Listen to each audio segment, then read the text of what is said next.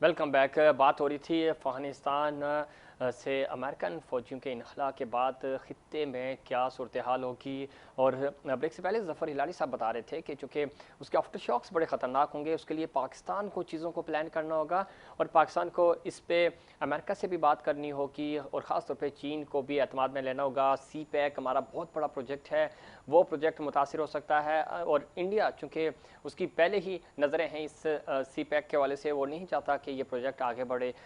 लेकिन हमें अपने आप को महफूज बनाने के लिए अपनी पॉलिसियों को अच्छा करना होगा, बेहतर करना होगा। ज़फ़र हिलाली साहब, इस मामले में चूँकि हम देखते हैं कि हमेशा प्लानिंग्स कहें हम लैग कर जाते हैं। आपको लगता है कि थोड़ा सा हमें सी पैक को भी बचाना होगा, चूँकि अफ़गानिस्तान में जब सिविल वार होगा जिसकी तरफ आप इशारा भी कर रहे थे, तो उसका सबसे ज़्यादा जो फ़ायदा उठाने की कोशिश करेगा वो भारत है। और भारत आपको पता है उनके साथ ट्रेड भी कर रहा है, उसका इन्फ्लुएंस भी बहुत ज़्यादा है अफ़गानिस्तान में। तो आप समझते हैं कि हम हमें इस वक्त अपनी एक पॉलिसी मुरतब करनी होगी और हमें अपने जो पड़ोसी ममालिक हैं, ईरान हो गया, चीन हो गया, इनको एतमाद में लेकर इनके साथ चीज़ें डिस्कस करनी चाहिए ताकि उन आफ्टर शॉक से बच सकें। सीधी सादी बात यह है कि जब सिविल वॉर अफगानिस्तान में शुरू होगा सितंबर में, 11 सितंबर में, उससे पहले ही हो जाएगा मगर 11 सितंबर के बाद तो पक्का होगा। इसलिए कि अमेरिकनों ने एक शर्त नहीं लगाया जो उनको लगाना था, और इसलिए मैं समझता हूँ कि वो चाहते थे कि जब वो निकले तो अफगानिस्तान डिस्टेबलाइज्ड हो। इसलिए अगर अफगानिस्तान डिस्टेबलाइज होता है तो पाकिस्तान डिस्टेबलाइज होने का ये इम्कान होता है। इसलिए उन्होंने कहा है कि विड्रॉल ऑफ फोर्सेस से अगर वायदा हो गया तो अगर सीज फायर पे होता है या नहीं होता है, अगर इंटरिम गवर्नमेंट में होता है या ना होता है, कोई बात नहीं, हम जा रहे हैं। आप समझ गए मेरी बात जी। इसलिए उनको पता है कि हिंदुस्तान, अमेरिका, CIA और सब चीजें, पहले तो आईसिस है उधर। ये आईसिस को कौन लाया सीरिया से अफगानिस्तान? ये आए हैं हेलीकॉप्टरों में, ये आए हैं अनमार्क्ड हेलीकॉप्टर में तालिबान के खिलाफ लड़ने के लिए, अफगान तालिबान के खिलाफ लड़ने के लिए। और ये हैं वो लोग जिनको पैसे अमेरिका देगा, जिनको पैसे हिंदुस्तान देगा, लड़ने के लिए इमदाद भी देगा, हथियार भी देगा। बिल्कुल। उसके बाद है ताजिक, मसूद का बेटा, वो लड़ेगा अमेरिकनों के लिए। अब्दुल्ला उनका लीडर है। जी बिल्कुल है। वो लड़ेगा तालिबान के खिलाफ अगर वायदा ना हुआ। बिल्कुल ठीक कह रहे हैं आप। जी जी ज़फ़र हिलाली साहब, जी मायदा बिल्कुल होना चाहिए, लेकिन मायदा अगर हो गया तो वो मायदा हमेशा के लिए एक डॉक्यूमेंट बन जाएगा और वो डॉक्यूमेंट अमेरिका के लिए एक तज़हीक होगा कि वो अफ़गानिस्तान फ़तह करने आए थे, लेकिन मायदा करके उन्हीं तालिबान के को जो जिनको मारना चाह रहे थे उन्हीं के साथ हम मायदा करके यहाँ से वापस जा रहे हैं। हमें कैप्टन अदील सफ़ी साहब से हमारा रब्ता बहाल हो गया। कैप्टन अदील सफ़ी साहब, आप किस तरह देखते हैं, जिस तरफ ज़फ़र हिलाली साहब इशारा कर रहे थे कि अफ़गानिस्तान में जो सिविल वार होगा, ज़ाहिर है भारत उसका फ़ायदा उठाने की कोशिश करेगा। क्या हम तैयार हैं, हमारी पॉलिसियाँ ऐसी हैं कि हम उन महाजरीन को यहाँ रिसीव कर सकें, उनको फीड कर सकें और इस खित्ते में अमन भी बहाल कर सकें? हमें सी पैक भी बचाना होगा। देखिए, इसमें तीन पॉइंट्स हैं। पहली बात तो ये कि अभी जो रिपोर्ट्स हम तक पहुंच रही हैं, जो मेरे पास है, वो ये जहां जहां तालिबान अपना होल्ड जो है वो बहाल कर रहे हैं, वहां वहां अफगान फोर्सेस जो हैं वो उनसे शामिल होती जा रही हैं। दे आर नॉट फाइटिंग, वो उनके साथ मिल रही हैं। तो इसलिए मेरी जो इंफॉर्मेशन है उसके मुताबिक अगर जो सिविल वॉर का जो कॉन्सेप्ट है या जो जंग होगी, वो जब काबुल के नज़दीक पहुंच जाएंगे, it will be only fall of Kabul, जहां जिसके इर्द गिर्द लड़ाई होगी। और ये जो IS वाले जो उन्होंने पाले हुए हैं और जो दूसरे इंडिया ने जो सपोर्ट करे, ये लोग उनको रेजिस्ट करेंगे।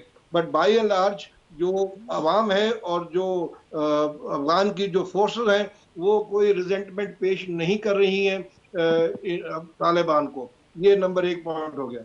नंबर 2, जो हिलाली साहब ने बिल्कुल सही फरमाया कि यहाँ पर जो तालिबान अपनी होल्ड दोबारा स्टैब्लिश करेंगे, तो उनका जो मिशन था कि यहाँ से आके तालिबान को हटाना, वो उन्हीं से मुआहदा करके यहाँ से जा रहे हैं। As a matter fact I always maintain कि दोहा में जो एग्रीमेंट साइन हुआ था, I call it as an instrument of surrender. इन्होंने उस उन्हीं आदमियों के साथ बैठ के वो नेगोशिएट किया एंड दे हैव सरेंडर्ड।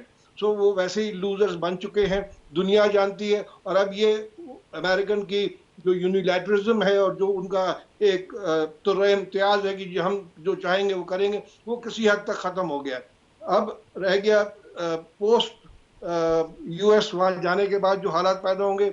मैं समझता हूँ पाकिस्तान के साथ अभी जो अंडरस्टैंडिंग है और पाकिस्तान ने जिस तरीके से फैसिलिटेट किया है इस तमाम प्रोसेस को, हमारे ताल्लुकात ठीक ठाक होंगे। और अगर जो रेफ्यूजीज यहाँ आने शुरू हुए, मैं समझता हूँ कि उनके साथ निगोशिएट करके इनको आप सही तरीके से कंट्रोल कर सकें, क्योंकि वो इतने लार्ज क्वांटिटी में नहीं होंगे, as it will be only around Kabul. बाकी तो ऑलरेडी ऑलमोस्ट 85% जो इलाका है वो तालिबान के कब्जे में है, उसमें कोई रेफ्यूजीज यहाँ नहीं आए अभी तक। तो ये जो थोड़ा सा होगा इसमें इसको देखना पड़ेगा कि how do we control this exodus जो वहां से आएगा। ये बहुत इंपॉर्टेंट चीज होगी। बिल्कुल इंपॉर्टेंट है। तो इसी चीज़ को मैनेज करने के लिए, क्योंकि पाकिस्तान माशी तौर पे बहुत कमज़ोर है, आप भी जानते हैं, हमें भी पता है, क्या चाइना हमारी हेल्प करेगा या अमेरिका, चूंकि जिसकी ये जंग थी, जिसने ये जंग लड़ी और जिसका साथ पाकिस्तान ने दिया, पाकिस्तान ने कुर्बानियाँ दी, क्या वो मदद करेगा? क्योंकि अभी अमेरिका भी हमें मदद करने के लिए वो डबल पॉलिसी खेल रहा है। वो देख रहा है कि पाकिस्तान कितना हमें सपोर्ट कर रहा है, वो उसी हिसाब से आपको फैसिलिटेट भी कर रहा है। तो आप समझते हैं कि वो कुछ इनपुट कर देगा इसमें?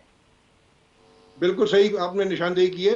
अमेरिकन से कोई सी किस्म की कोई तवक्कुआत वाबस्ता करना बहुत ही बड़ी गलती होगी। जैसा कि हिलाली साहब ने फरमाया कि यूनाइटेड नेशंस को इन्वॉल्व किया जाए इस स्टेज पर ही, ताकि वो इस चीज़ को एक प्लान और मंसूबे के तहत कंट्रोल कर सकें। जहाँ तक चाइना का सवाल है, चाइना की जो दोस्ती है, जो स्ट्रेटेजिक पार्टनरशिप है, उनसे जो इंटरनेशनल रिलेशंस के पैराडाइम में रहते हुए जो उनसे बस होगा, वो डेफिनेटली आपको सपोर्ट देंगे और डेफिनेटली आपको हेल्प करेंगे। बट इस स्टेज पर I think it is important, जो मैं लिखता भी हूँ, वो ये कि जो आपकी स्ट्रेटेजिक पार्टनरशिप है चाइना के साथ, it must now be converted into a defence pact. Because ये जो G7 की अभी मीटिंग हुई थी और जो ये अमेरिकन यहाँ से हार के जा रहे हैं, ये इतनी तरीके से हार मानेंगे नहीं। They will continue to create problems and Pakistan as a single handedly ये नहीं कर सकता। तो आपका चाइना के साथ, जो रशिया के साथ, ईरान के साथ, टर्की के साथ, ये जो आपका जो ब्लॉक बन रहा है, इसको आप स्ट्रेंथन करें, यूनाइटेड नेशन को इन्वॉल्व करें। And then if they misbehave, और या जो उनका पैराडाइम जो पहला था कि वो कहते कुछ है करते कुछ है, and they try to put blame on us, तो उसको फिर सही तरीके से एक्सपोज किया जा सके इंटरनेशनली, और आप you can go on the offensive against them, ये अगर गलत बयानी से काम लेते हैं। ठीक है कैप्टन साहब, बहुत शुक्रिया, आपका पॉइंट हमने शामिल किया। और ज़फ़र हिलाली साहब, आप क्या समझते हैं, चूँकि आप जो फॉरेन अफेयर्स हैं उनको समझते हैं, डिप्लोमेटिक अफेयर्स को आप समझते हैं, कि पाकिस्तान की पूरी दुनिया ने तारीफ़ की, जंग के लिहाज से पाकिस्तान ने दहशतगर्दी के ख़िलाफ़ जंग जो लड़ी उसकी तारीफ़ करती है पूरी दुनिया। इस वक्त अफ़गानिस्तान से जो फ़ौजियों का इनखला है, इस चीज़ को पाकिस्तान किस तरह कैश करवा सकता है, पाकिस्तान अपना इमेज किस तरह बेहतर कर सकता है पूरी दुनिया के सामने? चूँकि इस वक्त हिंदुस्तान में हम जो देख रहे हैं, पाकिस्तान को जिस दहशतगर्दी का सामना था, हिंदुस्तान में हमें देख रहे हैं कि हिंदू फोबिया आ रहा है मोदी की पॉलिसियों की वजह से। तो आप समझते हैं कि इंटरनेशनल फोरम पे पाकिस्तान को इस पॉइंट को कैश कराना होगा कि हम अमन की बात करते हैं और हमारा पड़ोसी मुल्क जो है वो दहशतगर्दी की बात करता है? देखिए, ये बड़ा मुश्किल होगा, इसलिए कि अब आप सोचिए तो सही क्या हुआ है। ये G7 की जो मीटिंग हुई है जी, इसमें एक कम्युनिके मीटिंग के बाद निकला है। उस कम्युनिके में आप यकीन कर सकते हैं कि फलस्तीन और कश्मीर का जिक्र ही नहीं है। माने कि जिधर जेनोसाइड हो रहा है, जिधर बहुत लोग मर रहे हैं, जिधर पूरी दुनिया सोच रही है और कह रही है तो ये मुसलमानों का जो ये तरीका हिंदुस्तान और इजराइल कर रहा है ये गलत है। मगर उस मीटिंग में और सब चीजों की बात हुई, मगर उस पर कोई जिक्र ही नहीं हुआ। क्यों? देखिए, बात सीधी सादी ये है और पाकिस्तानियों को ये समझना पड़ेगा अमेरिका जो है हिंदुस्तान को अपना जिगरी एलाई बनाया हुआ। उन्होंने एक पूरा थिएटर ऑफ वॉर जो था एशिया पैसिफिक को इंडो पैसिफिक नाम दिया है। इसके माने इंडिया सी नेशन है उनके लिए, और वो और हिंदुस्तान मिलके हर चीज करेंगे अफगानिस्तान में कि अफगान तालिबान की दुश्वारी हो, और अगर अफगान तालिबान को ना हो तो फिर हिंदुस्तान जो अभी उनसे बात करने का फैसला भी किया है और कांटेक्ट भी कर रहा है उनसे, पैसे और पता नहीं क्या क्या उनको ऑफर करेगा कि उनके खिलाफ ना हो, इसलिए कि जो हिंदुस्तान ने इनके खिलाफ क्या क्या नहीं किया और कहा है अफगान तालिबान के खिलाफ। तो मैं समझता हूँ कि ये अभी डिप्लोमेसी हमारी जो है बड़ी एक्टिव होनी चाहिए।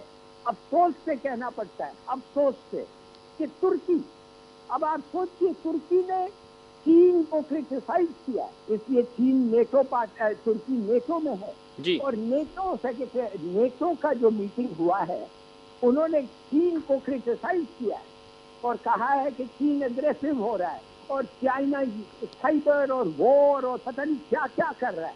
अब आप खुद सोचिए, जितना अमेरिका साइबर और वेपन पे हथियारों पे खर्चता है, पूरी दुनिया की खर्च उसके बराबर नहीं है। और वो नेटो के स्टेटमेंट निकल रहा है कि इसलिए कि चीन ये कर रहा है, हम समझते हैं चीन से दुनिया को खतरा है। सोचिए तो सही इस किस्म की हिपोक्रेसी पे, मगर साथ साथ तुर्की ने उनका साथ दिया है।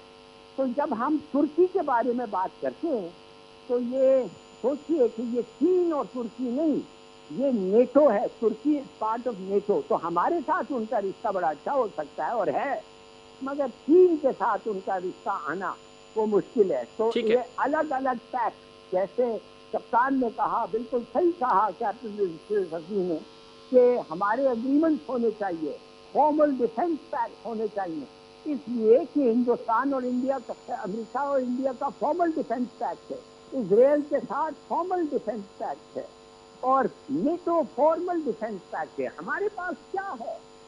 कोई फॉर्मल रिलेशनशिप एक मुल्क के साथ नहीं है कि जंग अगर हमारे पे हो तो वो आके अकॉर्डिंग टू लॉ हमारा साथ देगा। ठीक है, ये हमें करना चाहिए, कोशिश करना चाहिए। बिल्कुल सही कह रहे हैं जफर इलाही साहब, लेकिन हम आपने बिल्कुल G7 की बात की, हम फ़लस्तीन का मुकदमा इंटरनेशनली हम उसको सही तरह से पेश करने में नाकाम रहे, कश्मीर का मुकदमा हम सही तरह से पेश करने में नाकाम रहे, इंडिया बुरी तरह से वहाँ इंसानियत सोज वाक़यात कर रहा है, इंसानी जेल बनाया हुआ है कश्मीर को, लेकिन उसके बावजूद इंटरनेशनल फोरम पे हम ये चीज़ें क्यों हाईलाइट करने में नाकाम रहे, इंटरनेशनली हम लॉबिंग करने में क्यों नाकाम रहते हैं। और यही वो पॉइंट हैं जहाँ हम दहशत यानी कुर्बानियाँ भी हम देते हैं और उसके चाहे वो माशी हों चाहे वो जानी हों, उसके बावजूद बदनाम भी हम हो रहे हैं। हम अपना इमेज इंटरनेशनली बेहतर करने में क्यों नाकाम हो जाते हैं? देखिए इसकी जो बड़ी सिंपल सी वजह है वो ये कि हाँ, ये जो नैरेटिव है कि हम नाकाम हो गए, मेरा ख्याल ये है कि जो इंटरनेशनल प्रेस है और जो इंटरनेशनल जो नैरेटिव बिल्डअप होता है around United Nations.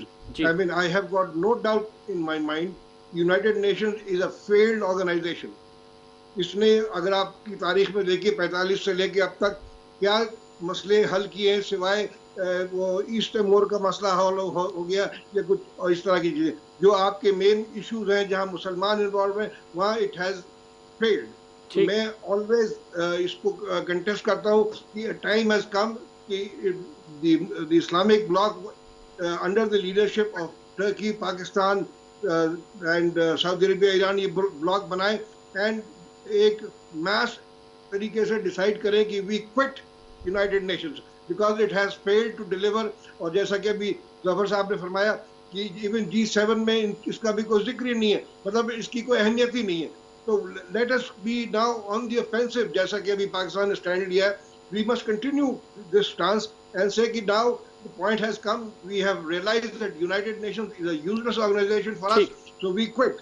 And uske parallel, either we strengthen OIC or we create a new bloc on these lines of NATO और and European Union economic as well as military pact बनाए और उसको आप लेके चलें। और इसमें I personally feel Pakistan can play a very leading role as a nuclear power.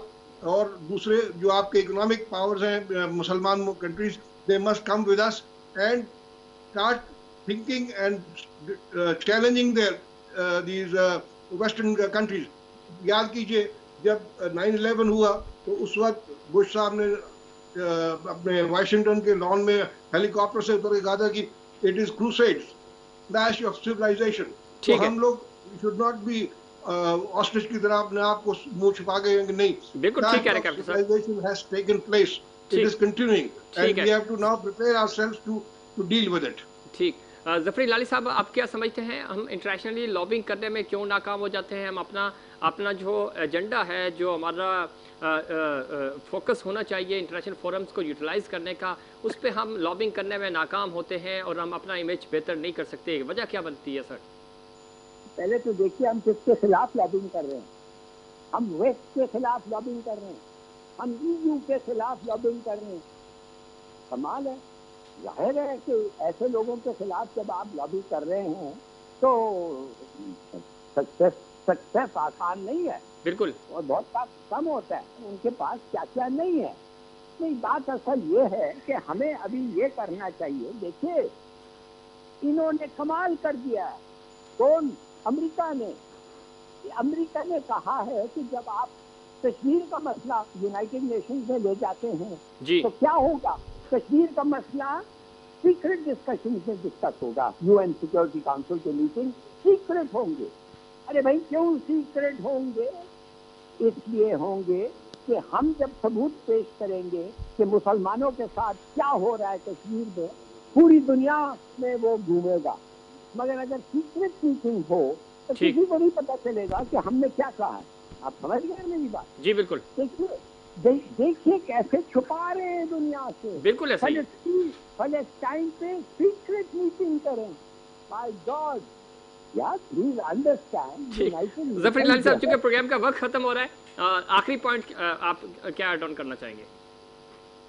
बस कुछ नहीं, मेरे ख्याल में हम ठीक जा रहे हैं। हम प्रिंसिपल पे चल रहे हैं। हमें डट के चलना चाहिए, हमें घुटने नहीं ये करना चाहिए, हमें अपनी हिम्मत रखनी चाहिए।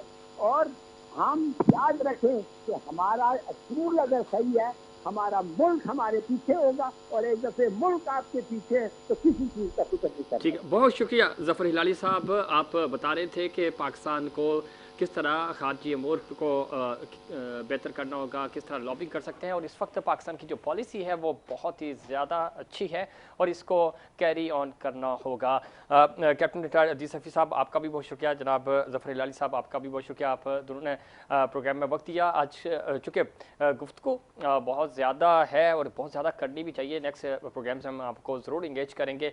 और इसमें कोई शक नहीं कि पाकिस्तान ने दहशतगर्दी के ख़िलाफ़ बहुत ज़्यादा कुर्बानियाँ दी और इन कुर्बानियों को कैश कराने का वक्त है। पूरी दुनिया पाकिस्तान की कुर्बानियों की कदर करती है। वो समझते हैं कि पाकिस्तान ने जिस तरह मुखलिस होकर दहशतगर्दी का खात्मा किया, अपना किरदार अदा किया, इसी तरह पाकिस्तान को भी इंटरनेशनल अरीना में उसी तरह स्पेस मिलना चाहिए। पाकिस्तान को अपनी लॉबिंग बेहतर करनी होगी, खारजा अमूर पे और ज़्यादा काम करना होगा ताकि पाकिस्तान का इमेज बेहतर हो सके। नाज़रीन, ये था हमारा आज का प्रोग्राम। उम्मीद करता हूँ दीगर प्रोग्राम्स की तरह आज का प्रोग्राम भी आपको पसंद आया होगा। मुझे और इनसाइड पाकिस्तान की पूरी टीम को दीजिए इजाज़त। अल्लाह निगहबान।